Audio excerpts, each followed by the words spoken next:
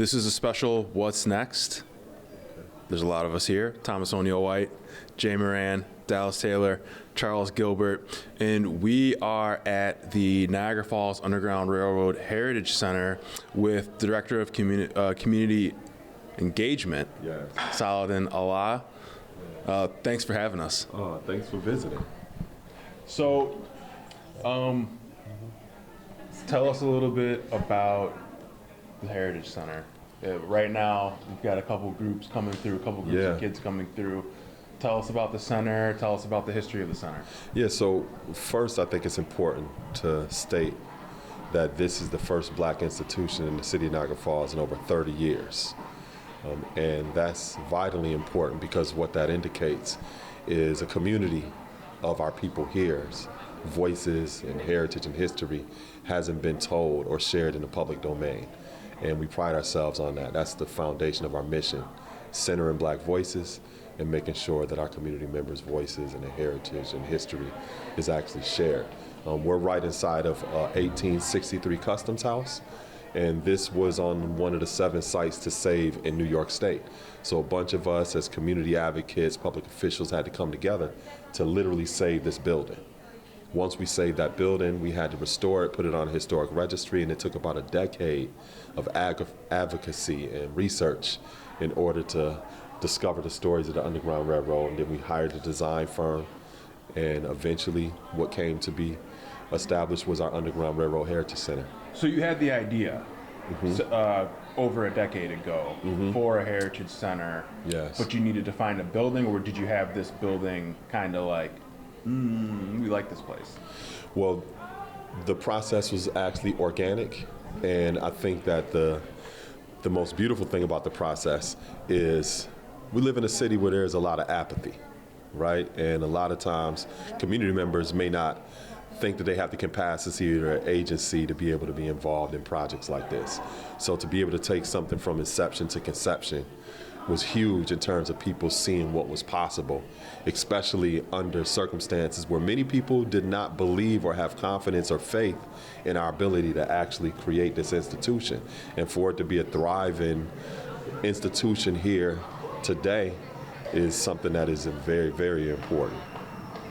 You know, it's interesting to hear that you had, once you got rolling, then you had to do the research. Yes. So you were still just finding out stories of what really happened here back in the 19th century. Yeah, even to this day. Yeah? Even to this day, and that is also something that we strive to encourage people to take away with them when they come into our space, that history is lived experience. And we want people to be inspired when they come into our space, and not only learning about the everyday people who are doing the extraordinary things as a part of this network to freedom here in the city of Niagara Falls, but to also be inspired to investigate stories in their own family of freedom seekers. They may have not been a part of the Underground Railroad, but if they live here in America, if they're indigenous here, they have a story of freedom. If they immigrated here, they have a story of freedom. So we want to inspire people to uncover those stories and to realize the power of agency in those stories so they could get a better perspective of themselves and what they have the capability of doing today in terms of this modern network to freedom that's necessary. It's interesting also how you mentioned Niagara Falls as being a community of apathy. And, I'm an outsider. I mean, I'm from Buffalo, so I'm only can say that I kind of have always seen that about the Falls to a certain extent. Well, what about, when we think of the Falls from the outside, maybe we're thinking about, the city government and whatever the case may be. What about, for a black person in Niagara Falls? I mean, is that as much part of that apathy as like I said, like from an outsider's view, was that part of trying to get that community, that spirit moving forward for this project?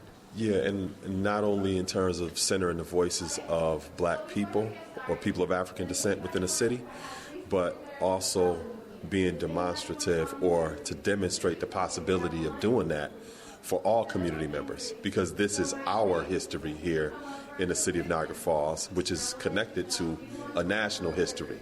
We offer free membership to every citizen in our city. So every person that lives here that has a residence in Niagara Falls and all of the members of their household can literally come to our Heritage Center free at all times. It's a neighborhood membership. Okay. So that sense of ownership is important to show and to demonstrate to people that this is actually yours. It's not just one segment of our population or our citizenry's, institution, but this is something that we all own. Was there, but to get that momentum going, can you maybe remember some of the maybe the stumbling blocks or the times where it was like things were moving along a little slowly and maybe this was not going to happen? Well, sometimes when you have a vision, everybody doesn't share in that vision. You may see something clearly, but also you have to hold grace for people that what you may clearly see, that may be the first time that they've ever even thought about your idea. So it's hard to have a sense of confidence in something that they've never even thought about. So that is a unique challenge that comes along with any vision when you're striving to take something from inception to conception. And then also, along with that disbelief or lack of participation is finances. Some people may not see the value of cultural heritage tourism because that is exactly what this institution is when it comes to our local economy. It's cultural heritage tourism. People go and they travel different places to learn about history and lived experiences that only took place in that area. And oftentimes you may have people in certain positions that don't understand the value of cultural heritage tourism. Niagara Falls is right in our backyard. So it's easy to understand the value of tourism when it comes to that. But what about the cultural assets? What about the architecture? What about the stories connected to the architecture and the cultural assets? Sometimes you have to be able to articulate that to people who have never thought about that before in their life. And it may take time for them to actually be willing to invest in that. But you also have to do work to demonstrate to them the value of that at the same time. Were there some tough conversations that you had trying to get your vision across to people? There's always tough conversations. I mean, our space is created to have tough conversations because some people are not even able to have a comfortable conversation about slavery, about social justice, about diversity, equity, inclusion in their own household. So we create that type of not just safe space, but a courageous space for people to have those type of conversations and see the relationship of the past and how it gives you insight into the present and how we can move forward into the future.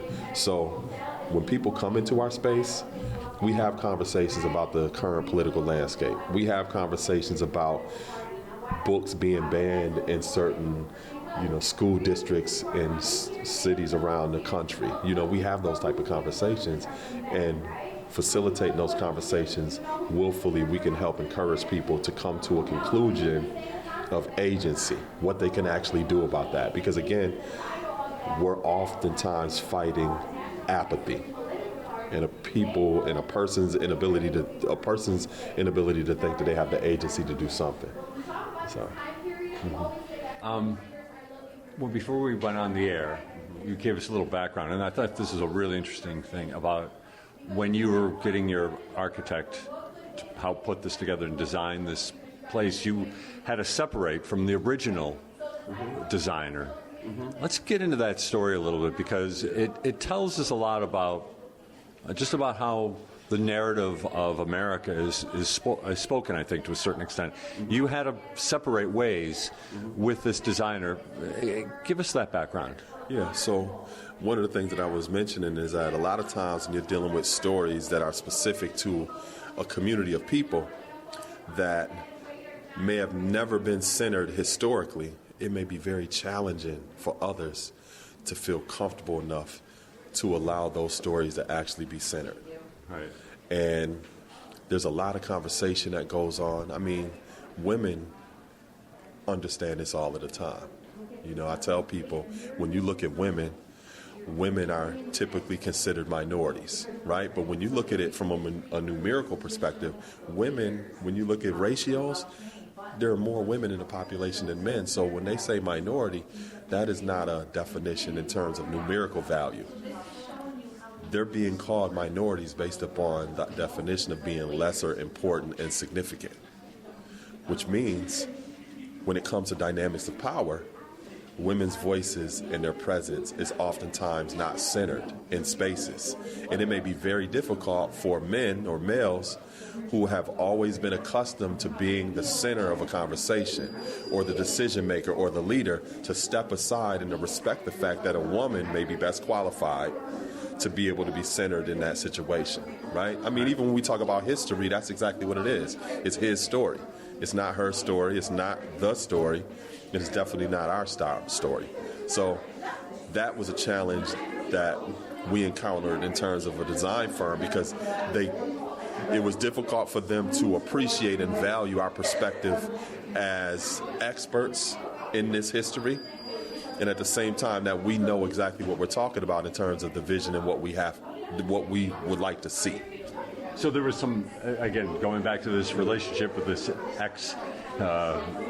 designer, there was a sense that, or an air that you, the people that were putting together the Cultural Heritage Center, didn't know what they were talking about? I mean, am I kind of understanding that? That's part of it, and that's coming from a perspective of a dynamic of power where you have a status quo where the majority of the experts, the majority of the people who control the institutions, the economy, and the resources are people who are of the global minority, aka people who will be classified as white. And because a story is oftentimes told from that perspective, anybody else's story, that's of lesser importance and significance. You're a minority. And it's challenging sometimes to engage people to even have this conversation because this may be the first time that someone even thought about it, where you come into a room and someone may not even be conscious enough to realize that they're dominating the conversation and don't even have enough awareness to realize you need to step back a little bit and to respect other people's voices in this room. You know, subtle things like that when it just comes to basic social norms are the result of a hierarchy or a social dynamic that was created in this society since the forefounders actually established this country. I think I already know the answer to this question, but I'm going to ask it anyway. When you consider other cultural heritage sites around the United States. I love going into these historical things. Are a lot of those, though, that, you don't necessarily have to name any, but where it's exactly that, where the whole story might be being missed because it's going back to this kind of traditional, white-centric, type of narrative. Definitely, and that's the importance of diversity, equity, and inclusion, right? So a lot of times when people talk about diversity, equity, and inclusion, they question the qualifications of making things diverse or equitable and inclusive. They're questioning the people who are usually more than qualified to be in that position. The focus really should be on the fact that if this organization or company has only had white men at the helm of this for 75 years, why do you believe and think that these have been the only people qualified to serve in that capacity? That's what we need to question. Not the fact that you have people who are more than qualified to serve in that capacity, but why do you think that this status quo and the way that you functioned with a sense of normacy for all of these generations is okay? Because you genuinely believe that these are the only people who have been qualified to serve in that capacity. That's what needs to be examined and questioned, not the people who actually have those type of qualifications. So I say that to say, when you look across this country and the various different heritage centers or institutions or all of the various different organizations that are being established, you always have those dynamics that are going to be at play, depending upon where the location is and what the demographic looks like. So what do we have here on? So this is a Cataract House, and this is our gallery, and we teach people about the activity of the heroic waitstaff and members of our community here in Niagara Falls who successfully operated one of the most sophisticated underground railroad networks, not only here in Western New York, but across the country. So what made it so sophisticated? Let's get into that, the specifics of these. So one thing about it is it sat right in proximity to the falls. So if you're thinking about a person who's traveling from the South, coming through the Midwest, that long journey to freedom, once they arrived here in Niagara Falls, this is literally the last stop. And they had one river for them to cross to get into freedom. And if they arrived here after 1827, New York abolished slavery gradually after 1827. So, but they were still allowing people to come and arrest or take absolutely. back. Right. So they gradually abolished slavery. Okay. You know, and that's also a point. Like some people may believe that laws or legislation changes people's attitudes, but you know, anytime a law is passed, it's gradually introduced into the legal landscape, right? And it was the same way here in New York. But the Cataract House was built in 1825. 2 short years later, you have slavery being abolished in New York State, and you have a staff of all people of African descent who are free. So imagine coming from a place like Virginia, and you are here as a body servant or to take care of a small child with your enslavers, and you're here staying at the Cataract House amongst a staff of people who look just like you, and the majority of them actually live on the Canadian side. So we've never seen a place like that before that existed in terms of an underground railroad network other than here. This is the only place that this actually existed. So the Cataract House was a luxurious hotel. It was world renowned. You had European dignitaries who would come all the way from Europe just to stay here. Southern enslavers would come and bring people that they enslaved as body servants. You would also have people like Austin Stewart, who was a famous author of 22 Years a Slave, 40 Years a Freeman, who stayed here. So this was also an integrated space, right? So it was very different from other lodging accommodations in the hospitality industry here in Niagara Falls at that time. And this was the key location that helped facilitate freedom for people to get across to the Canadian side. This hotel was a part of a hospitality industry, and that hospitality industry was a part of a community. So it's kind of like when we talk about Buffalo, and we say that Buffalo has the moniker of being the city of good neighbors. That is indicative of a community, right? So you had the same kind of community here. It doesn't mean that people weren't here that had pro-slavery sentiments, but they were vastly outnumbered by people who were either bystanders or active abolitionists who would be willing to help someone. So this would have been like a sanctuary city of the past, the same way that we see like sanctuary cities of the present day. The story of itself, of the Cataract House of itself, is just a great story, right? Mm-hmm. But what do we know about the stories and the interactions that were going on between, like you said, somebody traveling from Virginia who is in fear for their freedom all the way here, coming here? What do we know about those stories? Do you have information on that stuff that you're still learning about? Absolutely. So as I mentioned before, these stories are still being uncovered. So to my left, we have a digital copy of our Cataract House registry. And we have many names in this registry that we still have not fully investigated. Really? There may even be present-day citizens in this city who are directly connected to people who are in this registry, right? And stories that are connected to the people's names who are in this registry. One of the challenges with being able to put these stories together is that finding out about some of the travel-ins or comings and goings of enslaved people, because this was an underground or a secret network, people oftentimes wouldn't talk about certain things. But oftentimes people will write letters back and forth to each other. You know, if you're trying to investigate community activities or things that were going on in terms of events, if you're trying to check primary records like newspapers, it may look like certain communities are completely invisible. So you're not going to see a person of African descent being a part of a certain organization, usually in newspapers going back in the early 1800s, who started an organization or who got married or who had a child or, there was a wedding over here or this organization had this event. You may not see those kind of activities when it came to people of African descent because we were considered not human and we also were not recognized as citizens. So a lot of our records that we kept were either church records, organization minutes, photo albums. If you look at the back of pictures and it has names and dates or maybe other information on the back of those pictures, we've had to be able to connect dots in a different way in comparison to the access and the opportunities that other people have had. So tracing those stories and those journeys is oftentimes very difficult. When you look at nowadays, you have Ancestry.com, which is a great resource because a lot of times people upload census records. And even when you're looking at census records, that's challenging because when people traveled, sometimes they would change their names.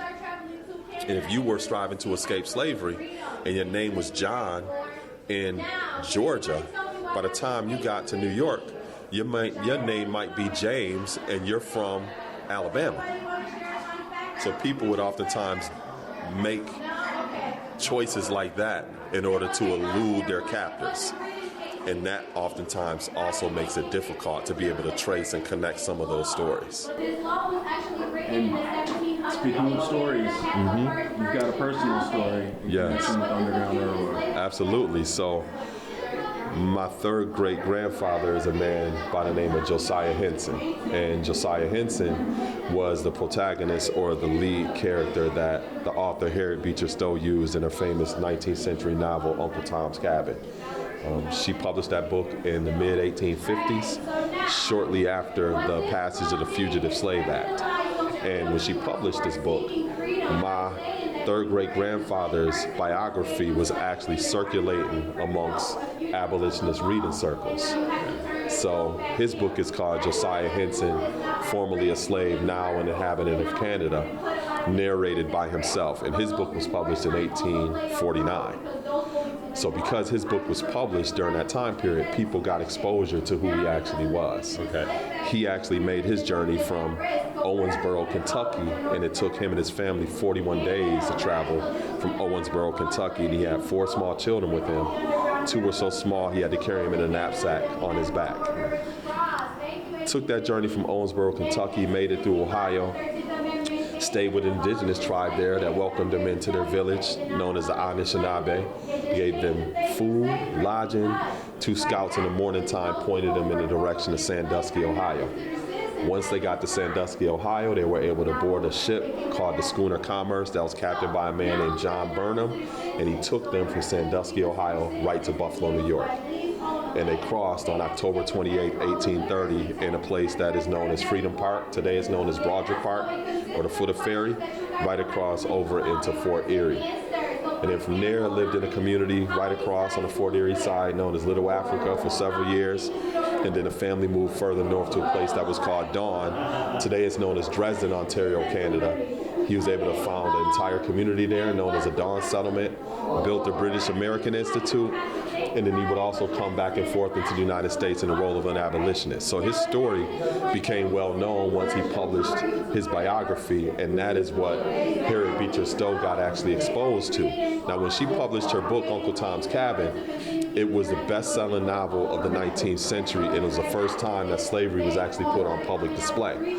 So she got a lot of negative backlash because people were saying that she was making up stories because it was a novel. People started to create stage plays to discredit her, write letters in newspapers to say that she was lying. So shortly after that, she published a second book called The Key to Uncle Tom's Cabin. In this book, she cites all of her references where she did her research, and she mentions my third great grandfather by name in 3 different passages and says that he was the inspiration behind her book, Uncle Tom's Cabin. Now there's another part of this story. When Abraham Lincoln drafted the Emancipation Proclamation, he checked a copy of The Key to Uncle Tom's Cabin out of the Library of Congress in 1862. So between June and July, he's actually utilizing this book as the basis for his drafting of the Emancipation Proclamation. And then he writes the Emancipation Proclamation in 1863. Shortly after that, he meets Harriet Beecher Stowe, and the first words out of his mouth is, "You're the little lady that started this war in this country, huh?" So she's looked at as the wick that sparked or ignited the Civil War, but behind all of that is my third great-grandfather.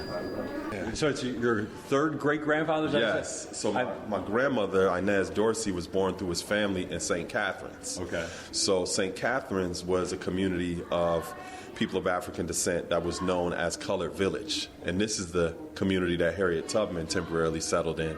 And she was also a member of the British Methodist Episcopal Church that still stands to this day. My cousin, Rochelle Bush, is the executive director of the Harriet Tubman Chapel that's in St. Catharines. And my grandmother, she went to that church as well, and then she moved over here into the United States in 1925. So a lot of my family left the United States and was gone for 100 years in Canada before my grandmother moved over here into the United States. Man, So yeah, man, like I mentioned, when I was growing up, I knew this, but it really didn't mean much to me, but I think as I've gotten older, I begin to have more of a deeper appreciation and more of a sense of exploration in terms of who I am and, my journey in life. I want to follow up on that just for a second. When you look at that for yourself, do you think it's because we get older, we get wiser, or do you think maybe also it's a reflection of things that people have grown to understand over the years and has made you maybe a little more aware? I mean, it's kind of a tough self-reflection I'm asking about, but I'm curious what you think. Well, I could definitely tell you that just because you're older, you do not become wiser. I got a whole family. But a lot of it has to do with your family dynamics, and the type of trajectory that you're set up on in your early developmental years of growth and development. I grew up in a household where my parents were social and culturally conscious. So my father collected African artifacts. He always taught me and my siblings about classical African civilizations and how were the fathers and mothers of civilization. Both of my parents were a part of the Black Panthers, so they were always involved in the community. They understood the importance of youth advocacy. My father always created employment opportunities for me and my siblings and our peers. So they were always rooted in community, right? So growing up, I literally saw the value of a village raising children because my parents literally did that, right? And it's something that I didn't have to guess. I grew up and I became an educator working within the community. I'm the director of community engagement here. It's just a natural growth from the way in which I was raised, and I didn't depart from that. Right. So a part of that is also the type of values that you're raised with. My parents never taught me to think certain ideas. They always taught me how to think and to critically examine life and critically examine my own life. And with that, it's something that I just carry with me. And it's nothing special, I think, in comparison to other people. I think that some people may have not had that opportunity to have that type of foundation or family dynamics. And sometimes, even when people don't have that foundation or family dynamics, they still find their way. And I think that speaks a lot to just not just the sense of humanity, but the infinite potential that exists beyond that sense of humanity. We'll step outside the Heritage Center for just a second. Maybe a different conversation, but very much I think reflects what we're talking about here. What about outside? What about as you see the United States right now? Compared, you obviously have an ability to reflect attitudes. Any different than, let's say, 30 years ago? I mean, I'm just curious where you see that. I see you smiling as you're reflecting on it. Yeah, I think about that all of the time. all of the time. And one of the reasons, so my background as an educator is early childhood development. So working with younger children and being around younger people, you have an opportunity to see hope and possibility. And I think a lot of times many of us have a disconnect generationally from our younger people where we fail to see that hope and possibility, right? And because I have the opportunity to see that, I have a very optimistic view of the future. And it doesn't negate a lot of the challenges that I see that's going on right now. But my motto in life is if you see something that's not present, like a lot of times people may complain about, okay, there's no businesses here. Oh, that's a vacant lot right here. Oh, this is not happening over there. To me, that is always evidence of your opportunity.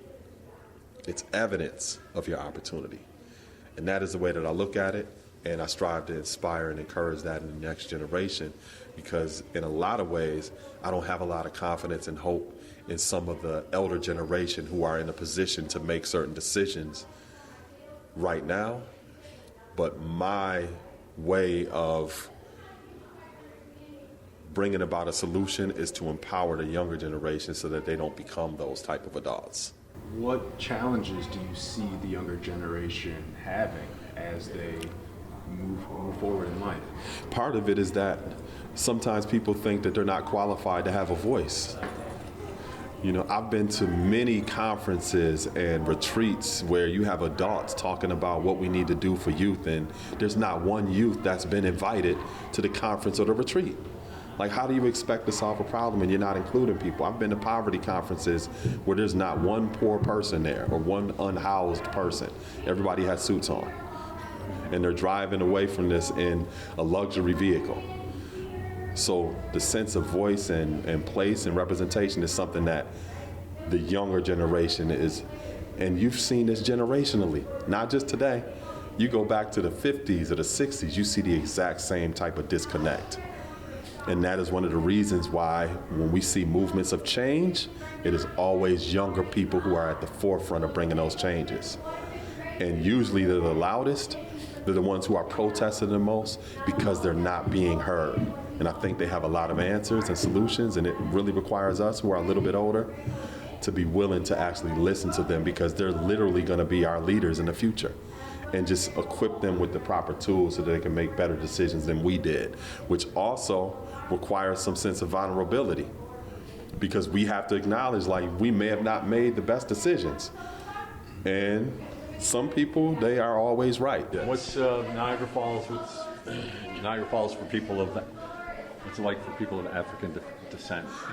It varies. Yeah. So we're not a monolith. You know, some people have different experiences than others. You know, but I think that one thing that we could all agree on in terms of something that we share in common is the social economic landscape. And I think that's also something that's important when it comes to looking at history through that lens of social economics, because sometimes people get divided on various different things instead of realizing that, we are, in terms of class, we have much more in common and similar to each other than what we see that's actually different. Right. Mm-hmm. Yeah. So we've moved around through the cultural center here a little bit so far.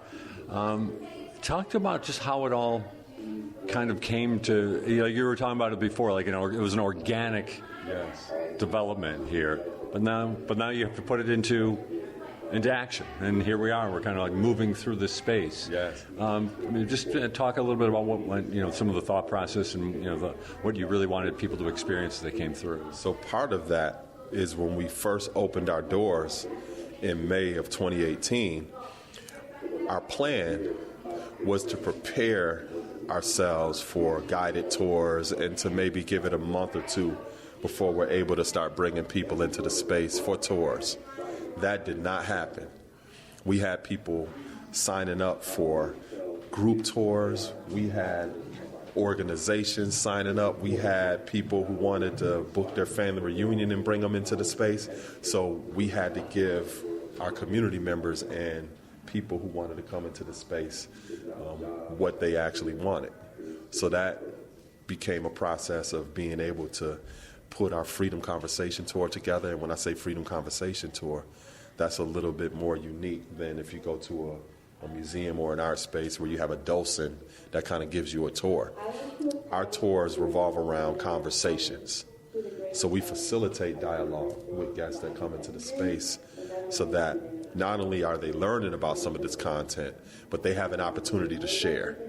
Because a lot of times people come into the space and they just think they're just coming here to learn about the Underground Railroad. Right. But people have an opportunity to make their own connections with some of the conversations that we're having. Right, so they're not being dictated to. Exactly. Because when pushback. exactly. And then when a person shares because they made their own connection, you have evidence and you know for a fact that what you shared has value. They're showing you the value in what it is that they're sharing back to you. I've met people who talked to me about, we were having conversations about genealogy and doing research about your family background. I had a family that came in here and was talking to me about how they were in their 50s.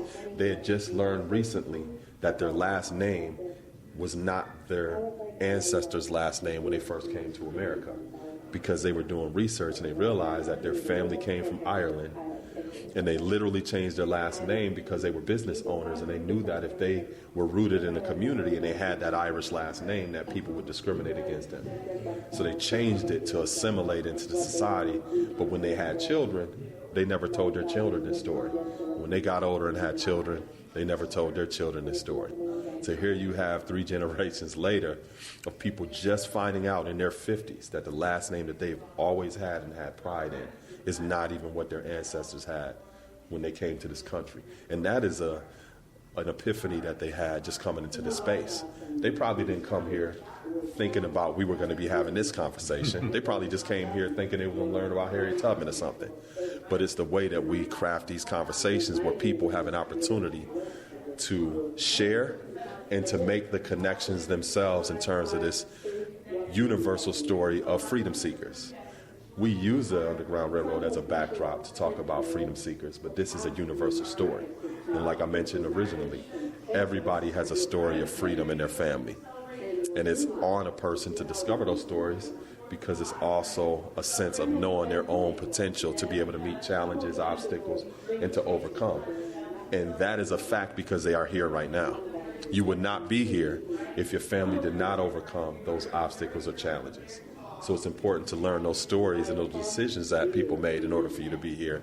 And it gives you a deeper appreciation for those who you come from. You know, it's one thing to say we're going to have conversations. And Thomas and I can look at it straight how it is to get conversations started sometimes. And it's not simple. And the type of conversations you're talking about most certainly aren't easy. So there must be a lot of thought that goes into how you're going to get these conversations started with groups you may know nothing about. So what are some of the thoughts that go into that? So it's kind of like a traffic light. You got green, you got yellow, and you got red. You don't start off with no red questions. No, right? You don't start off with red questions. You know what I'm saying? You start off with green questions. You know, where are you visiting from? How did you learn about our Heritage Center? Oh, okay. And usually you find out like they may have a history of the Underground Railroad or something in their home. They might just share right then and there. They may have that in their background, but they never heard about it before. So it creates an opportunity to find out where you can meet a person where they're at. Okay. As opposed to thinking that you're the expert and I'm going to tell you what this is. You got to meet people where they are so that you know for a fact that what you are sharing is going to have value, because you're meeting them where they are, right. Not expecting them to come to where you think and believe that you're at, right? So that's one thing that's beautiful about our space, because every single tour is unique. It's based upon what people bring into the space. I was doing a tour a few months ago. It was a family from South Carolina, 11-year-old boy on that tour, and he knew so much about the Underground Railroad, he could give like a decent tour of the history. Not necessarily the stories of Niagara Falls and how that network operated here, but in general, this boy was sharp, right?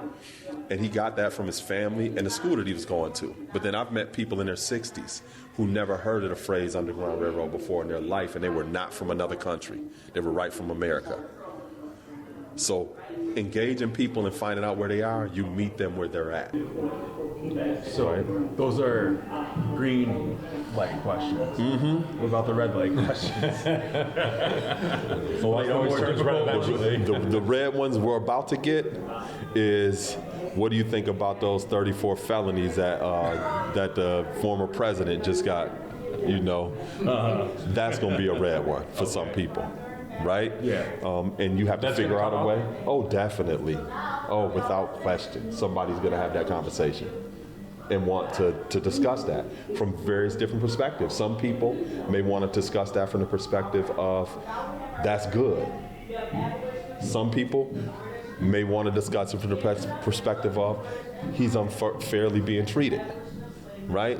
The goal is to facilitate a conversation around both perspectives so that this person that's over on the right will have the ability to think about the possibilities of looking at it from a different lens from the person on the left, and then vice versa. The person on the left can have an opportunity to listen to the perspective of the person that's on the right.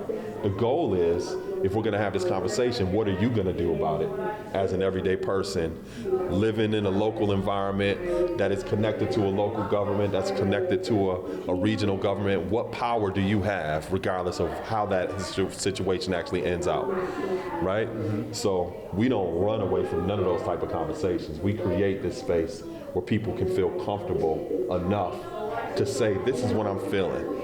This is what I'm thinking. Do you have any answers? Sometimes we may not have no answers, and that's the importance of facilitated dialogue, because somebody in the group may have an answer. So in facilitating those type of conversations, somebody may say, well, I think the former president was unfairly treated.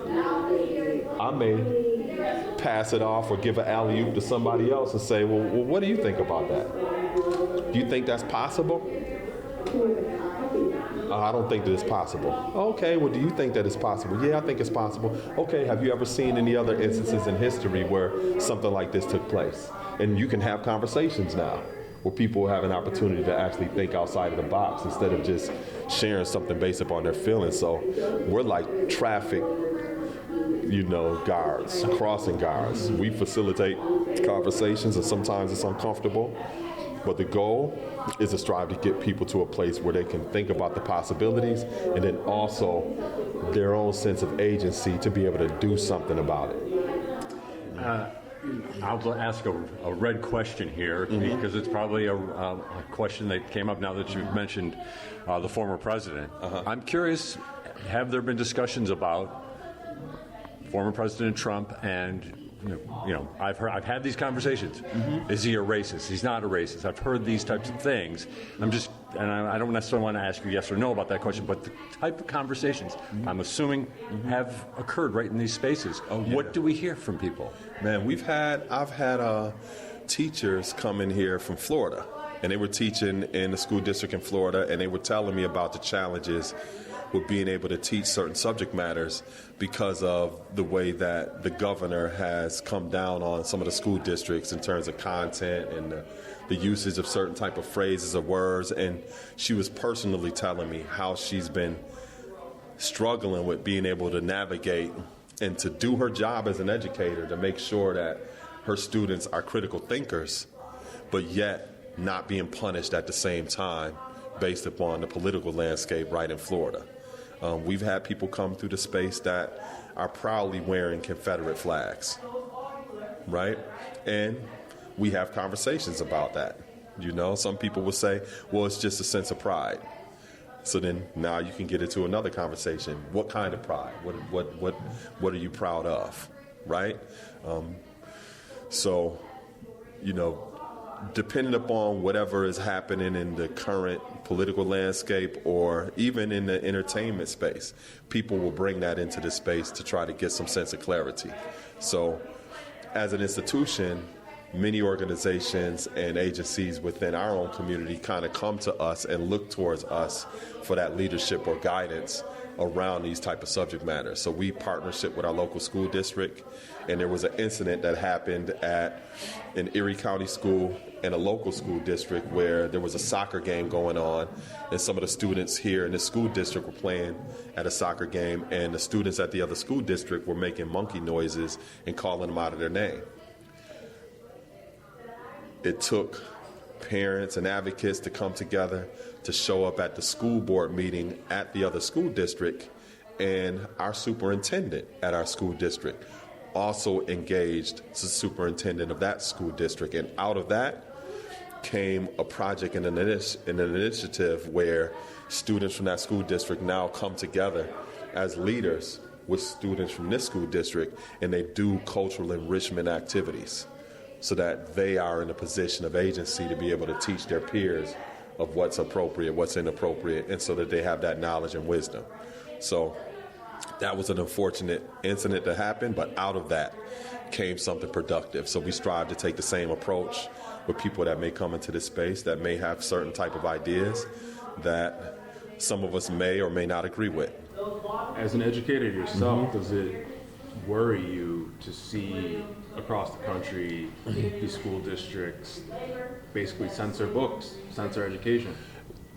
What worries me the most, I think, is parents, guardians, caretakers not realizing their own sense of agency to direct our children's education.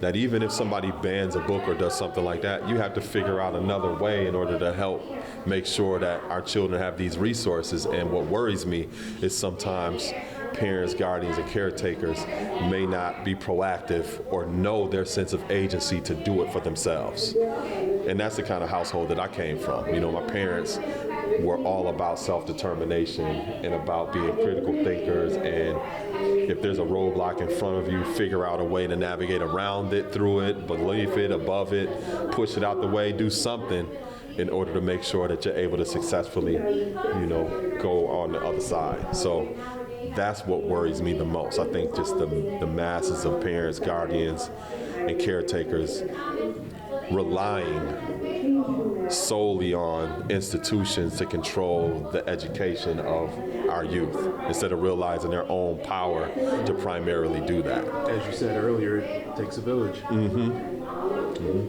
You know, we're actually winding down on our time here, so before we go, we can't not, give the ins and outs of exactly how people can come here, when they can come, what they can expect, what the best time is. Give us the elevator speech for the center. Yeah, so our Heritage Center, our summer hours right now are Tuesday through Sunday. We're open from 10 a.m. to 5 p.m. and we have tours every day at 11:30 and at 2 p.m. that comes along with the admission, so you don't pay anything extra for any of those tours. We're also, during the summer months, going to be doing Suspension Bridge Village tours, so I also do tours outside of the Heritage Center within the community to show people some of the landmarks that are still standing here so they could get a sense of the type of community that was around this area during that time period of the Underground Railroad. Also, if people are interested in learning more about the events that we have coming up, we have a Juneteenth brunch that's coming up on June 15th. It's only going to be a number of 30 people, so when we put the tickets out, you have to first come, first serve. We're going to have a community day for Juneteenth, June 22nd. And I tell people to join our Facebook page because we constantly put out our events as well as other information that people can learn about the things and the activities that we're doing here at our Heritage Center. And I don't want to steal your tour outside this facility, but you're talking about what are some of those spots that you take people on for these tours? Again, I don't want to steal away from your stuff. Yeah. Well, right outside of our Heritage Center is the Nexus or the Whirlpool Bridge, and that bridge was built on top of an older bridge known as Suspension Bridge. Suspension Bridge was the first international bridge that crossed into Canada, and this is the actual location that Harriet Tubman crossed in November of 1856.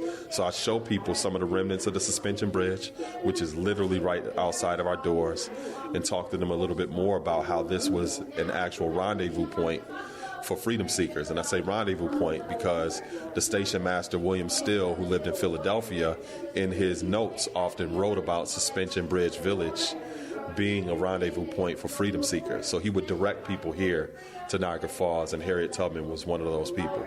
So that's just one location that I show people, but I also show people the First Congregational Church, which is right around the corner from where the suspension bridge was. And then also there was a school for colorblind, deaf, and dumb children that was started by a man named P.H. Skinner, who was a man who would be classified as white, who started his journey in education in the Washington, D.C. area. And his school was burnt down to the ground because he was teaching enslaved children that had disabilities. So whenever you look at the disability movement in this country, it goes back to a man named P.H. Skinner. And he actually had a school right here in Niagara Falls that he operated, which was also right around the corner from the suspension bridge. So I show people a lot of those various different locations. You know, to hear you talk about Suspension Village and Harriet Tubman crossing at that spot, you know, it's one thing, you know, history is a lot of things, right? It's facts, it's figures, it's dates. But there's a sense, when you were just talking about it, that there's almost there's a very spiritual kind of sense to all of this. Oh, yeah, definitely. I mean, facts and figures don't move people, stories do. Because that is the connection of humanity that we all share. And just being a person of African descent, and people from other different cultures as well have always had a tradition of griots or story keepers or historians in their history and in their ancestry. And that's something that we've always valued. We've always been able to teach proverbs or Aesop fables, stories of wisdom or guidance through storytelling. And unless you're able to take those facts and figures and to show the humanity in that, or the actual human connection, then it's not going to mean anything. Well, I really appreciate answering all my questions. I know they can be a little, they come from different parts of the field sometimes, but I most certainly appreciate it. Thank you. I appreciate that as well. Thanks for having us. Yeah, thank you.